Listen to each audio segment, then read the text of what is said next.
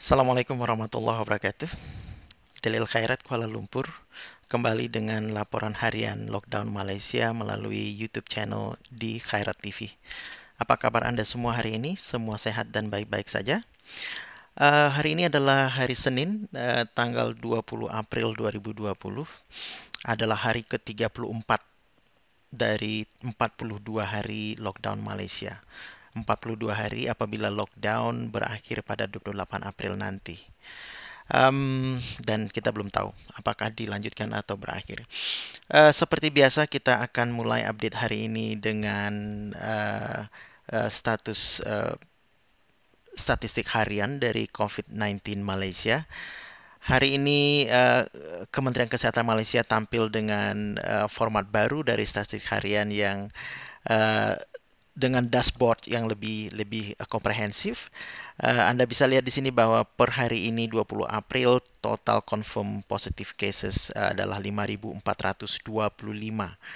orang, yang bisa dibagi ke dalam tiga kelompok. Yang pertama, jumlah kematian total 89 orang tidak berubah.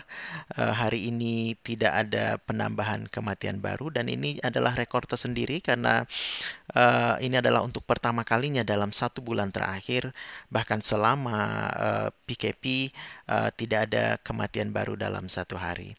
Kemudian jumlah case sembuh saat ini totalnya adalah 3.295. Hari ini yang sembuh dan discharge dari berbagai hospital adalah 98.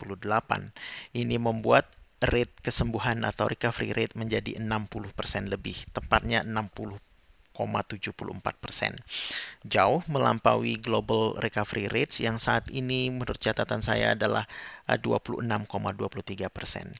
Sementara itu sisanya tentu adalah jumlah kasus-kasus aktif yang semua dirawat di berbagai fasilitas kesehatan Malaysia, sebanyak 2.041 orang, yang mana hari ini ada penambahan 36 kasus saja. Ini lagi-lagi adalah rekor baru karena selama PKP ini adalah penambahan case baru paling rendah, 36 orang saja. Dari 2.041 orang ini, 45 berada di dalam ICU dan 28 diantaranya memerlukan bantuan pernafasan. Total case aktif adalah 38%. Oke, itu kurang lebih daily statistik secara ringkas.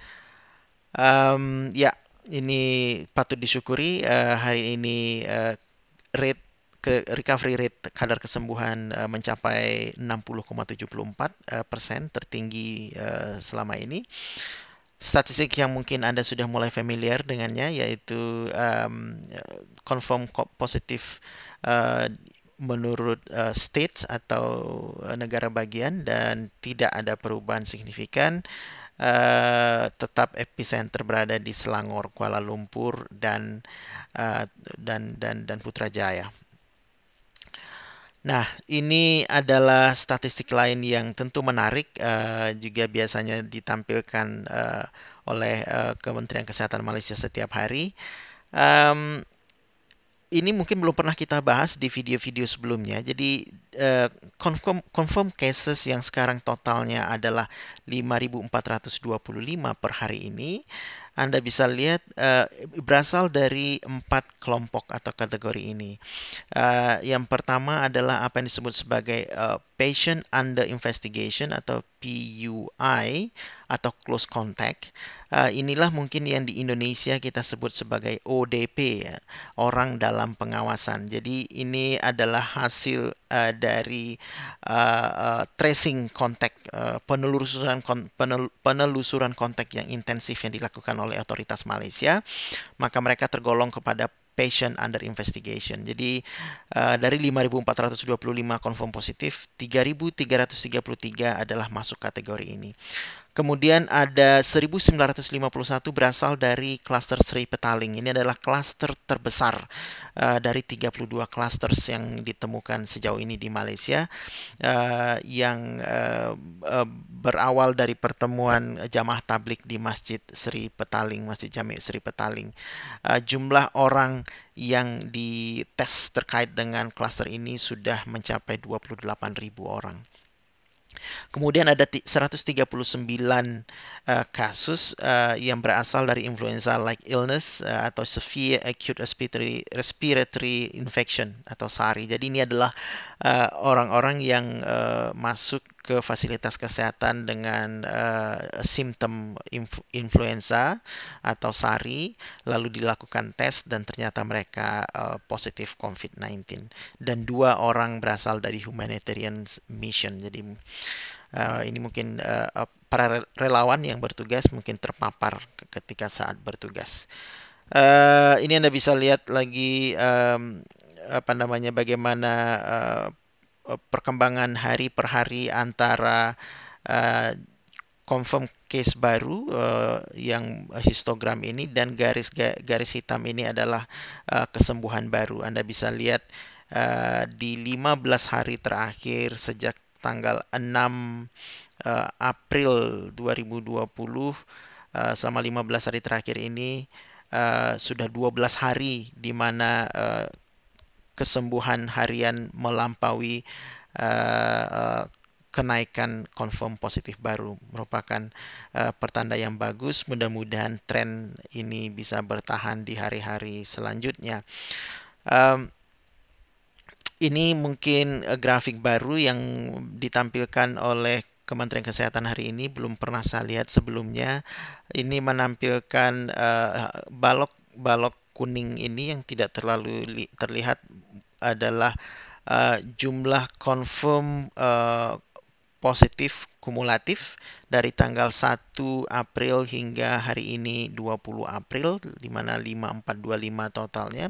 Kemudian garis merah adalah total kumulatif case aktif. Aktif di sini artinya mereka dirawat di berbagai fasilitas kesehatan. Sementara yang biru adalah jumlah kumulatif case yang sembuh atau discharge dari berbagai hospital. Jadi ini juga memperlihatkan tren yang menarik bahwa mulai dari 1 April hingga pada 14 April jumlah kumulatif case aktif mereka yang dirawat selalu lebih besar daripada yang sudah sembuh. Namun terjadi persilangan pada tanggal 14 April, yaitu di mana mulai pada tanggal 14 April keadaan berbalik, jumlah kumulatif yang sembuh berada di atas yang sedang dirawat di hospital. Tentu apabila Malaysia mampu terus menekan confirm case baru sekecil mungkin, maka garis merah akan terus menurun. Di saat yang bersamaan apabila Malaysia mampu memperbanyak kesembuhan, tentu garis biru akan juga terus menunjukkan tren menaik, maka jarak antara kumulatif case yang discharge atau sembuh dan yang masih dirawat akan semakin melebar, dan tentu itulah kondisi yang diharapkan oleh semua negara, sehingga garis merah ini pada suatu titik nanti mestinya sudah berada pada titik 0 atau 0 atau setidaknya rendah sekali dan tidak signifikan. Sehingga dengan demikian tekanan terhadap fasilitas kesehatan dapat dikurangi. Oke, ini adalah slide terakhir saya untuk update Malaysia. Anda ingat update saya terakhir kemarin LM33 terkait dengan klaster Magetan, yaitu pada saat itu ternyata ada rombongan pelajar warga negara Malaysia yang sedang belajar di Magetan tiba di Malaysia pada tanggal 16 April 2020. Mereka tentu sesuai dengan ketentuan yang berlaku segera dilakukan testing dan mereka semua tidak boleh pulang tapi dimasukkan ke pusat-pusat karantina yang jumlahnya sudah 89 pusat karantina di seluruh Malaysia. Dan ternyata pada tanggal 19 April kemarin diumumkan bahwa hasil testing terhadap mereka ada 43 yang confirm positif baru. Dan hari ini ada penambahan hasil tes di mana ada penambahan 11 orang lagi dari para pelajar itu ternyata confirm positif, sehingga pada saat ini sudah 54 case confirm positif berasal dari klaster para pelajar warga negara Malaysia yang baru pulang dari Temboro, Magetan, Jawa Timur, Indonesia. Dan mereka saat ini di karantina di Melaka dan juga di Putrajaya. Semua mereka adalah kasusnya case aktif, tidak ada yang dirawat di ICU, dan belum ada satupun juga yang sembuh. Itu barangkali update untuk Malaysia. Terakhir menutup update saya hari ini, saya ingin perlihatkan kepada Anda real time figures dari website John Hopkins University yang memperlihatkan apa namanya case harian untuk global.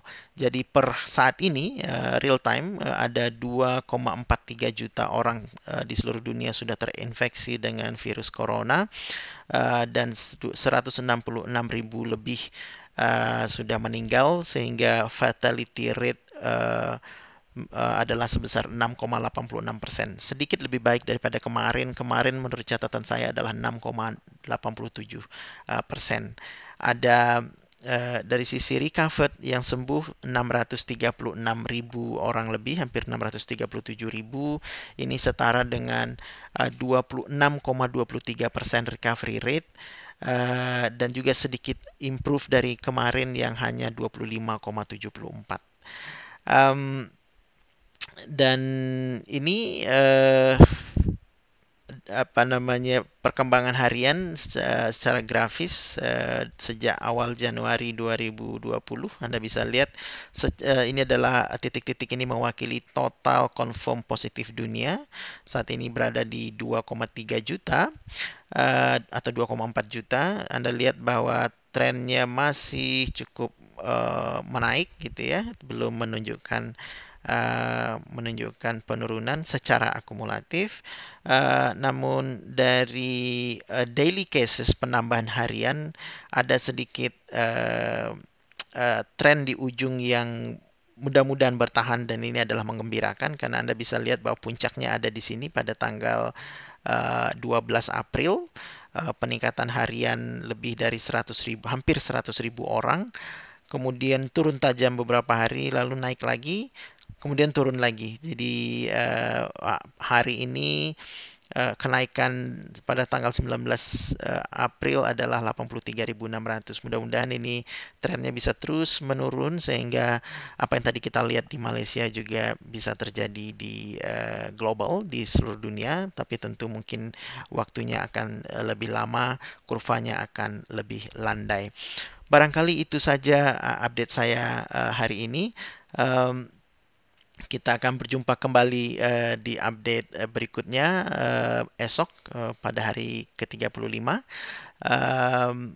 Mudah-mudahan kita semua tetap sehat walafiat dan kuat semangat menghadapi keadaan yang sulit bagi seluruh dunia ini, karena tidak hanya terkait dengan kesehatan tetapi juga tentu mempengaruhi ekonomi secara umum, sehingga banyak secondary consequences yang harus ditanggung oleh society di seluruh dunia. Oke, everyone, Om, Tante, Bro and Sis, sampai di sini dulu. Stay at home, stay healthy, jangan kemana-mana, jaga jarak. Semoga badai corona cepat berlalu. Wassalamualaikum warahmatullahi wabarakatuh.